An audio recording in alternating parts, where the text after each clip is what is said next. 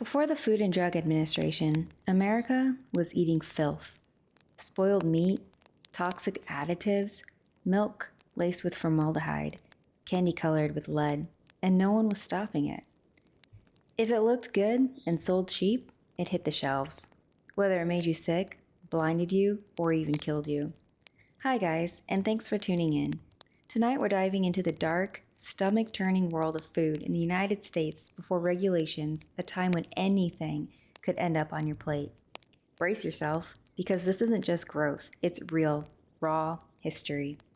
But before we dive in, if you enjoy this story, please consider giving it a like and subscribe. Get in your comfy place, and let's get started. Today, we walk into a grocery store, grab prepackaged food off of shelves, and trust that it's been inspected, labeled, and safe to eat. You don't need to open the package and smell it. You don't need to dissect it. You don't need to taste it to know that it's probably safe to eat. But rewind to the late 1800s and early 1900s, well, it was a completely different story. No safety standards, no ingredient list, no inspections, just blind trust, well, and a whole lot of risk. Back then, your groceries didn't come from a supermarket. They came from open-air markets, small general stores, push carts, or directly from local farms.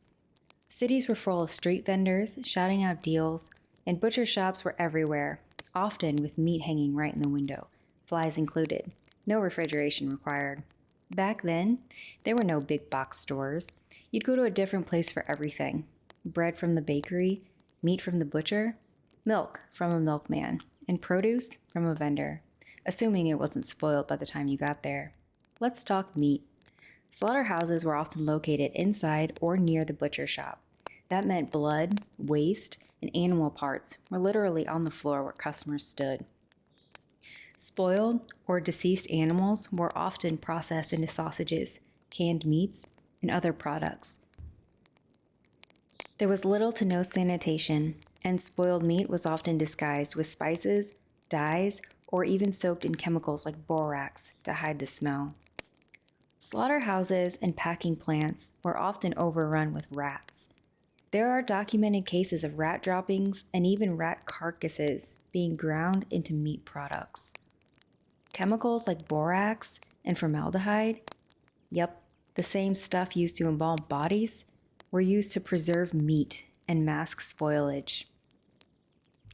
Milk in the pre-FDA era was dangerous and frequently unpasteurized, meaning it could easily transmit diseases like tuberculosis and typhoid. Milk came straight from the cow, unpasteurized, warm, and often stored in dirty containers. Some producers watered it down to stretch profits, then added chalk or plaster to make it look creamy again. Others added formaldehyde to stop it from spoiling. Yes, the same stuff used to embalm bodies. There was no refrigeration, so without cold storage, milk spoiled quickly, especially in the summer months. Bakers sometimes added chalk, aluminum, and even powdered bones to whiten bread and make it appear fresher. Some cheap breads were cut with sawdust or other fillers to bulk them up. Candy was a colorful death trap.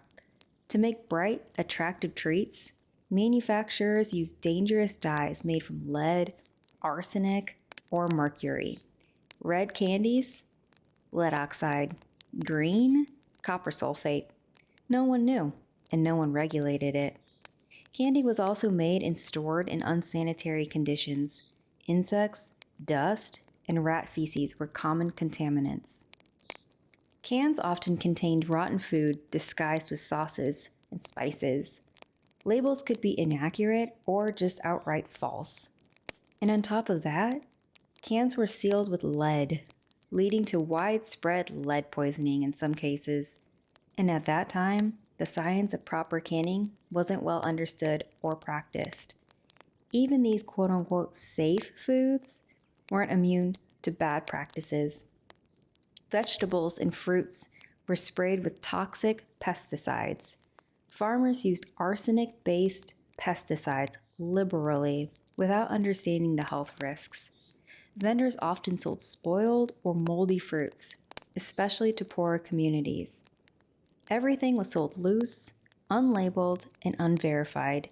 You didn't know what was in your food because, well, no one was required to tell you. Adulteration was common. Flour was sometimes cut with chalk or plaster, coffee with sawdust, and even pepper with ground up olive pits.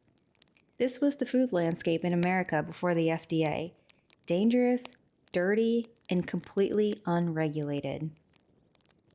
The food handling process was also a nightmare. Since there were no standards of hygiene most food production, people didn't wear gloves or wash their hands, which would result in workers often handling food with dirty hands.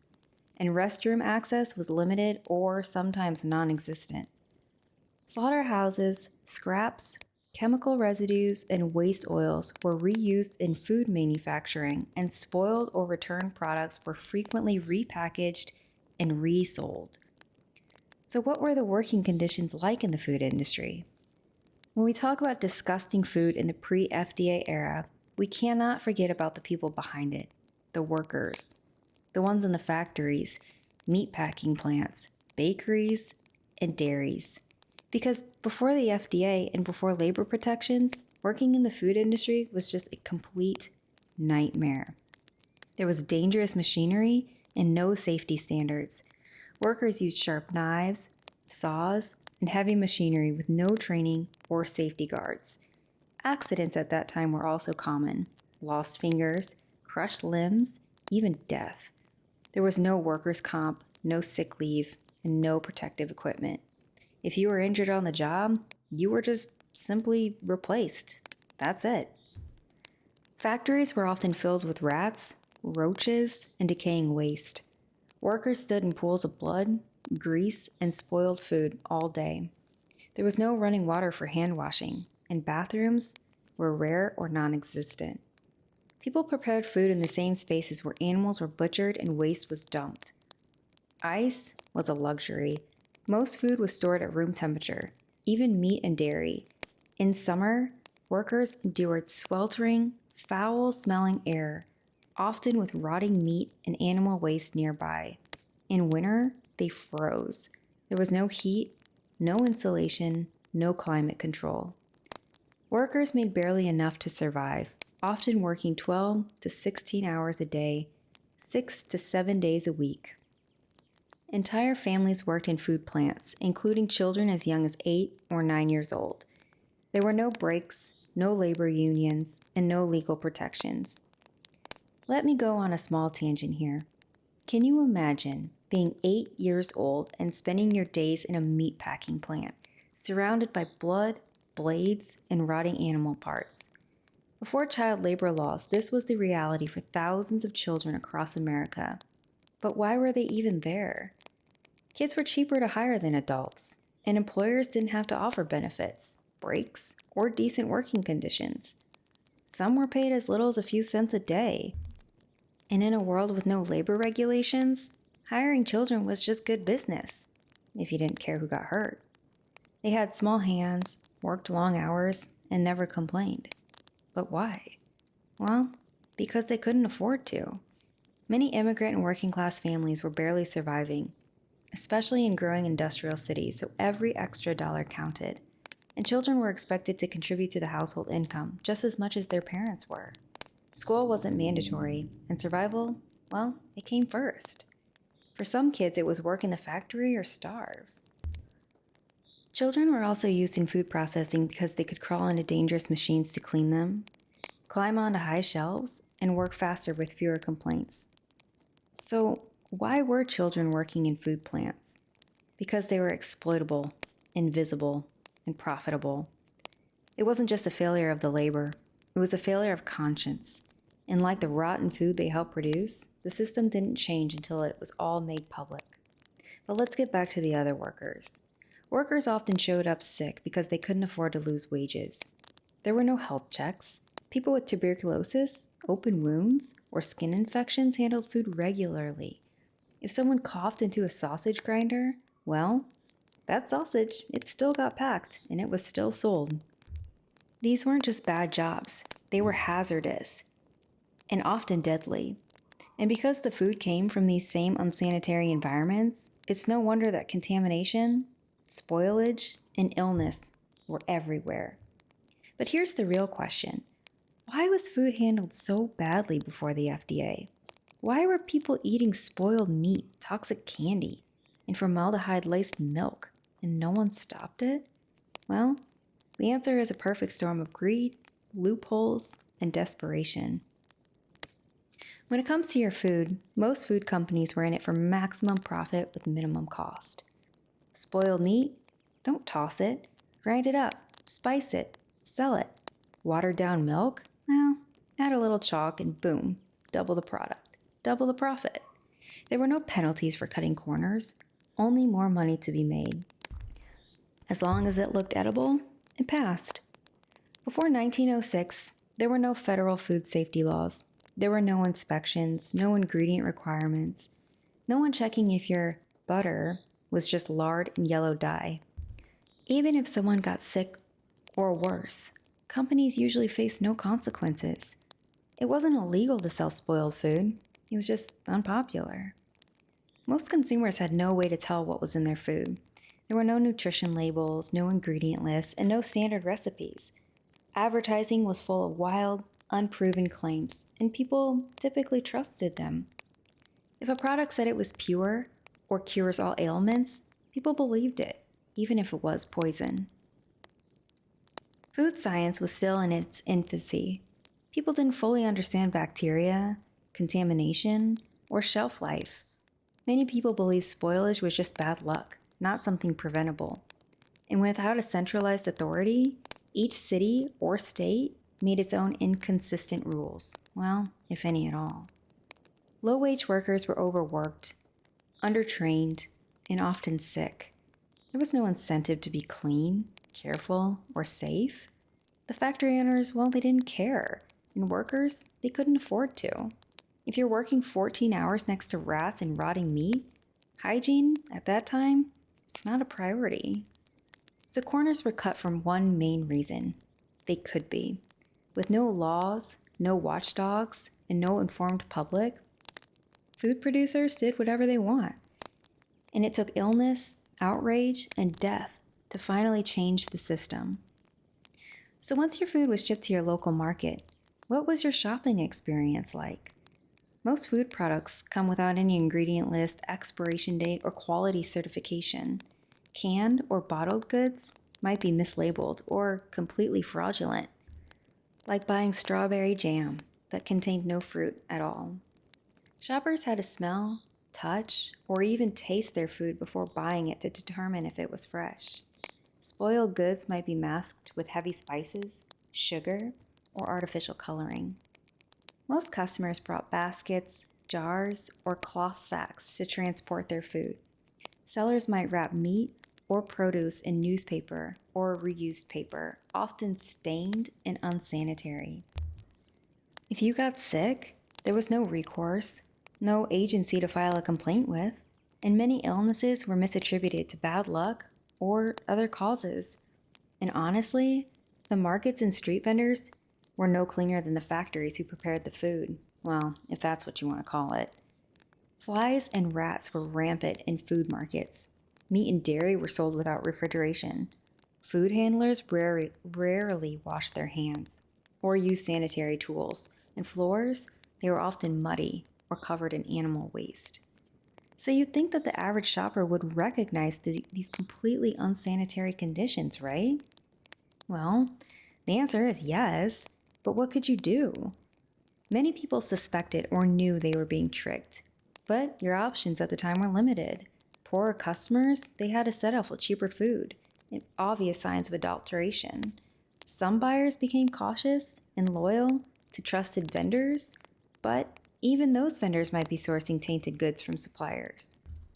Before the FDA and other regulations, there were zero consumer protections.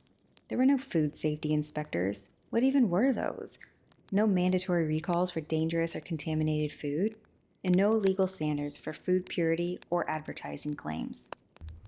Okay, so now you've bought your food items from your local vendor. You take them home, and now you question where you're going to store it. Today it's a no-brainer, right? Well, not in the 19th century. Before electric refrigerators became common, most households, well, they used ice boxes. Most commonly, they would be made of wood and lined with metal. They would contain a large block of ice, which would cool the chamber. Your food was stored above or beside the ice block. It's a good concept, but the ice would melt quickly in the summer and had to be replaced frequently, often every 1 to 3 days. Ice boxes were inefficient in warm climates or during heat waves. Oh, and the meltwater, it often leaked and caused bacterial growth or mold. And the ice, it was more than likely harvested from lakes and rivers and could be contaminated with bacteria, sewage, or industrial runoff. Now, where would you store your dry items? Just open up your pantry and put them on the shelf, right? Dry storage was the norm for many foods. You would store your root vegetables in root cellars. Your grains, beans, flour would be kept in dry pantries. However, most pantries had no temperature control, so food could easily spoil.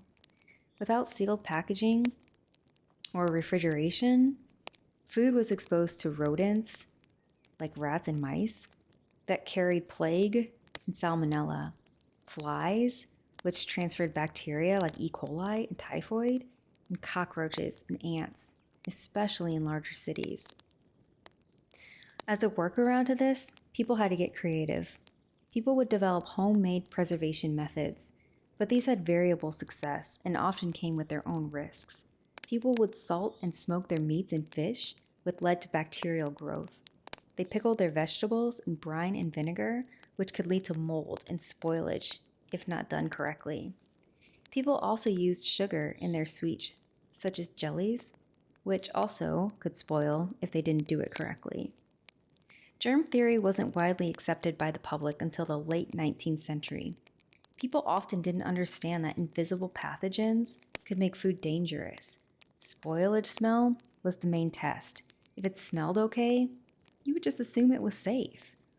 This meant that sick children from bad milk or meat were common, and food poisoning was underdiagnosed, often mistaken for just bad digestion. The lack of sanitization and food regulation in the pre-FDA era led to a long list of foodborne illnesses and chemical poisonings, many of which caused serious illness, long-term damage, or death. Here's a breakdown of the most common and most dangerous sicknesses people faced from contaminated or adulterated food before modern regulations. First off, typhoid fever. The cause was contaminated food or milk with salmonella. Typhi from human waste. It spread through dirty hands, sewage contaminated water used in food prep. People also experienced chemical poisoning. Various chemicals were used as colorants, preservatives, fillers, or simply to hide spoilage. Common sources would have been lead in candy coloring and wine, arsenic and pesticide residues on produce, formaldehyde in milk, and borax in meat to cover rot. Symptoms included headaches, vomiting, neurological damage, blindness, even death. Children were especially vulnerable. Long-term effects were often misdiagnosed. Dysentery was also a common sickness during this time. The cause was contaminated food or water, and it spread through filthy kitchen tools, water used in cooking or washing. The symptoms? Fever, stomach cramps, and the resulting impact was a major killer in crowded cities, especially among the poor. Before the FDA, every bite was a gamble, with no safety standards, no inspections, and no accountability. Foodborne illnesses were routine, and preventable deaths were part of daily life. For years, companies got away with selling spoiled meat, poisonous candy, and toxic milk. People got sick, people died, but nothing changed. Until someone finally pulled back the curtain. The breaking point sets us in 1906, when a journalist and a novelist published The Jungle. It was a fictional story based on real-life reporting from inside Chicago's meatpacking plants. He set out to expose the abuse of immigrant workers, but what shocked America was the graphic, stomach-turning detail about how meat was made. The public freaked out. People wrote letters. Newspapers ran exposés. Even the president got involved. He read The Jungle, and after confirming its accuracy with federal investigators, he knew something had to change. On June 30th of 1906, Congress passed two major acts. The first, the Pure Food and Drug Act. The second, the Meat Inspection Act. These laws would ban adulterated and mislabeled food and drugs. It required inspection of meat products. It started regulating the use of dangerous additives, and it required accurate labeling. The Pure Food and Drug Act created the foundation of what would become the Food and Drug Administration, the FDA. It wasn't called the FDA at first. It started as the Bureau of Chemistry under the U.S. Department of Agriculture. In 1930, it officially became the Food and Drug Administration. So when was America's filthy food finally exposed? 1906. And when did the government finally step in to protect the public? Also 1906. It took one book, a president with a spine, and a disgusted public to bring down a corrupt, dangerous system and build the foundation for the FDA we know today. Now that we've covered the disgusting food handling portion of our video, let's migrate over to what the pre-FDA world of medicine looked like. And guys, if you're enjoying this video, please take a moment to like and subscribe. Imagine walking into a pharmacy, no prescriptions, no regulations, and no idea whether that miracle tonic will heal you or end you. Before the FDA, medicine in America was the Wild West. Snake oil salesmen, heroin-laced cough syrup, and untested cures sold to the desperate. Let's dive into the chaotic world of pre-FDA medicine, where science took a backseat to salesmanship, and public health, well, they paid the price. In the late 1800s and early 1900s, buying medicine wasn't a trip to the doctor's office. It was more like rolling the dice at a carnival. There were no rules, no safety testing, and no ingredient labels. Anyone could create a medicine, slap a label on it, and sell it to the public with whatever promises they wanted. But people were desperate for relief, and that desperation, well, it made them easy targets. And when I say anyone, I mean anyone could create and sell a medicine before the FDA existed. Let's define anyone. A businessman, a traveling salesman, could mix up some alcohol, herbs, opium, or whatever ingredients they wanted and call it a miracle cure. There were no licensing requirements, no testing, and no oversight. If you had a catchy name and a flashy label, you could make money selling medicine, no scientific training required. Let's take a look at some of these miracle workers. First, we have a German immigrant who created Microbe Killer, a solution of water, red dye, and sulfuric acid. Yep, acid. He wasn't a doctor, and he claimed it to cure all diseases. Next, we have the original snake oil salesman. He sold, believe it or not, snake oil liniment at fairs, claiming it healed everything from arthritis to sore muscles. He wasn't a doctor either, just a clever marketer. Lastly, we have a homemaker who created a vegetable compound for women's health, which, by the way, contained alcohol. Her product actually became a national success. Back then, you didn't need a lab, you didn't need a license, heck, you didn't even need the truth. All you needed was a bottle, a label, and a good story. Now we enter the era of patent medicines. These weren't patented in the modern sense, just branded concoctions protected by trademarks. They promised the world better sleep, more energy, relief from pain, even cures for cancer, tuberculosis. The truth? Many were just alcohol-based. Some were laced with narcotics like opium, morphine, or cocaine. But patent medicines at that time weren't actually patented in the way that we think of patents today. The term patent medicine doesn't mean the product was granted a U.S. patent for a new verified invention. Instead, the word patent came from an older British practice where monarchs would issue letters patent, giving someone the right to exclusively sell a remedy. In the US, most so-called patent medicines were never patented at all. Instead, sellers used trademark protection or branding to keep others from copying their name, label, or packaging, not the actual formula. So why did they call it a patent medicine? Well, because it sounded official. It gave the impression that the government had approved it. The formula was unique or scientific, and that the product was overall legitimate. Basically, it was just marketing. This was not science. So, why did the government allow this to happen?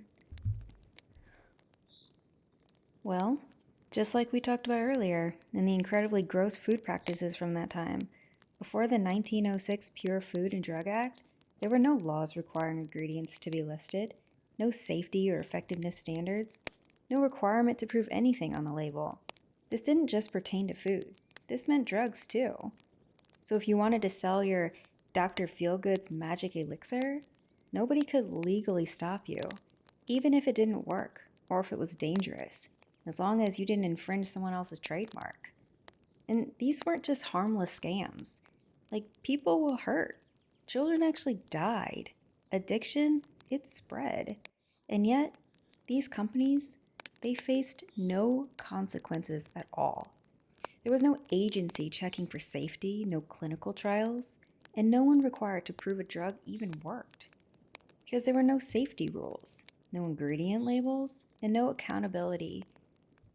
Many medicines contain dangerous substances like mercury, arsenic, sulfuric acid, formaldehyde, and to make matters even worse, tons of popular remedies were secretly laced with highly addictive drugs, like opium in baby teething syrups and painkillers, cocaine in energy tonics, and you guys, even in early Coca-Cola.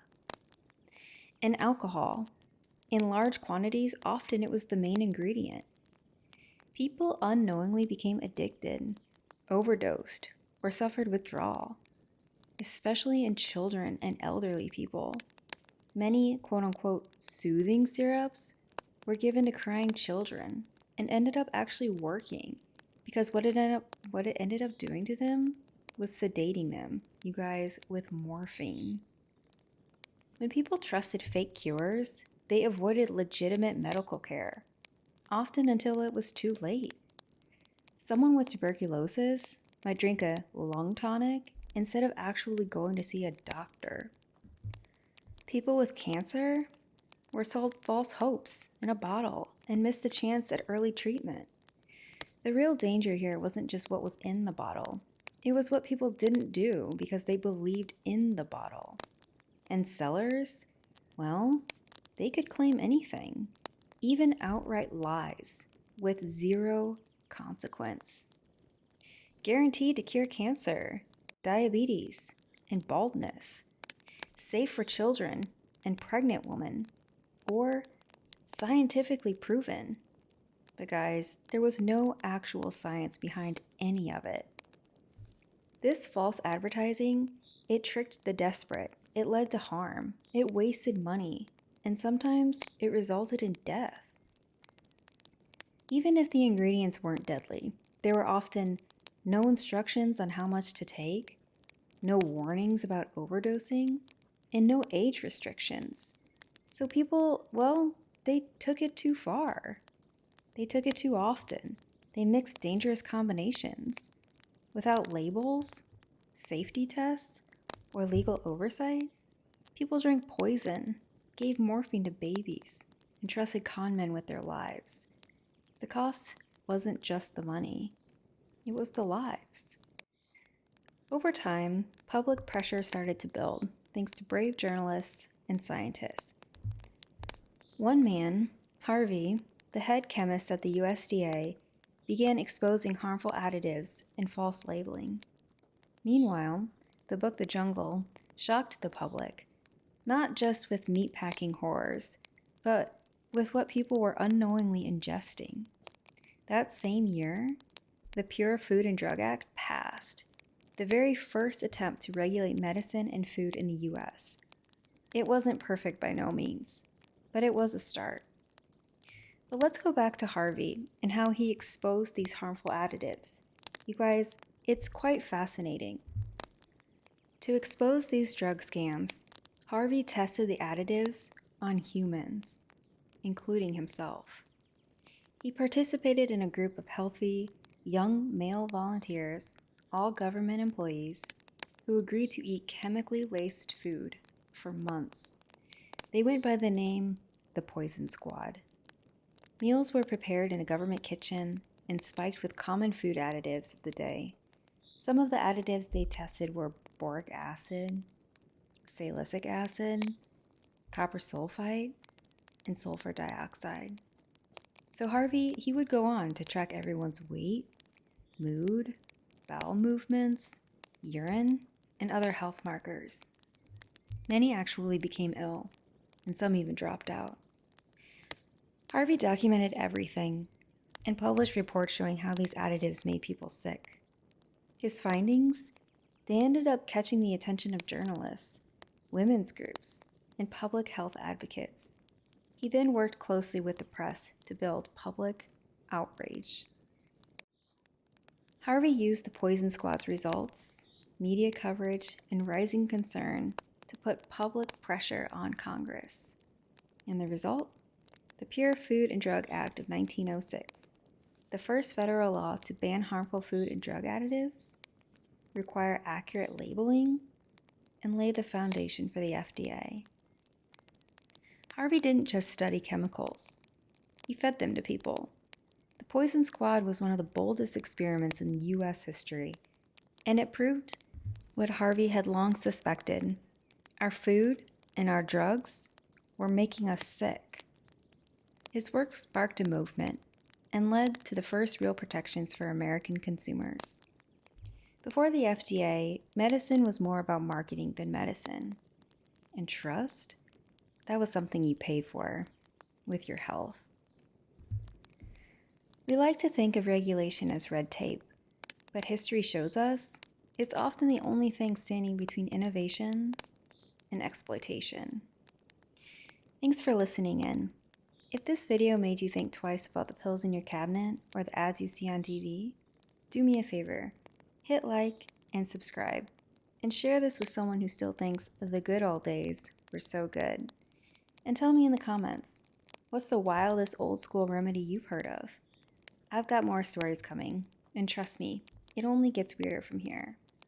If you're still awake, I'll tend to the fire a little bit longer, hoping that the crackling embers will put you to sleep. Thanks, guys, and I'll see you in the morning.